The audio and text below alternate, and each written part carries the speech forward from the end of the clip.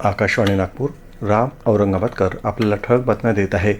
महसूल विभागाच्या सेवा नागरिकांच्या दारापर्यंत पोहोचवून त्यांच्या प्रलंबित समस्या तत्काळ सोडवण्यासाठी छत्रपती शिवाजी महाराज महाराजस्व समाधान शिबिराचं आयोजन 7 मार्चपासून करण्यात आलं असून वाशिम जिल्हाधिकाऱ्यांच्या हस्ते तालुक्यातील अनसिंग आणि मंगरुळपीर तालुक्यातील आसेगाव इथं प्रारंभ करण्यात आला.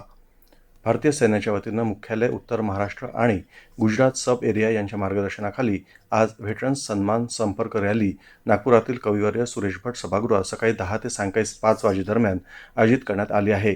या रॅलीमध्ये नागपूर, भंडारा, गोंदिया, चंद्रपूर, गडचिरोली, अमरावती आणि वर्धा जिल्ह्यातील माजी सैनिक सहभागी होणार आहेत. नागपूरचे सुपुत्र फ्लाईट लेफ्टनंट पूर्वेश दुरक्कर यांच्या आसामच्या कार्बी ओंगलांग परिसरात सुखोई विमान कोसळून झालेल्या भीषण दुर्घटनेत मृत्यू झाला. काल मानेवाडा घाट इथं शोकाकुल वातावरणात त्यांच्या पार्थिवावर अंत्यसंस्कार करण्यात आले.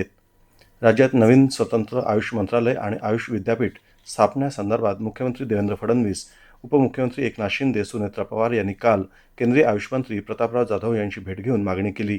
पंतप्रधान नरेंद्र मोदी यांनी 2014 मध्ये आयुष मंत्रालय नव्यानं स्थापन केले. या अंतर्गत आयुर्वेदिक चिकित्सा पद्धतीचा उपयोग करून आरोग्य सेवेबाबत काम केले जात आहे.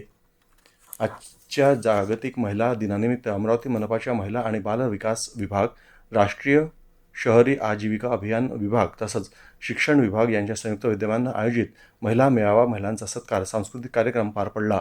या दिनानिमित्त यवतमाळमध्ये अस्मिता महिला लीग स्पर्धा आयोजित करण्यात आली. केंद्र सरकारच्या मेरा युवा भारत युवा कार्यक्रम विभाग आणि अन्य यांच्या संयुक्त विद्यमानं हे आयोजित करण्यात आलं होतं.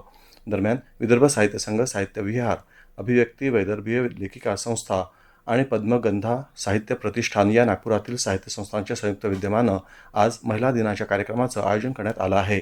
याबरोबरच हे ठळक बातमीपत्र संपलं. पुढील बातमीपत्र सकाळी 11:58 प्रसारित केलं जाईल. नमस्कार.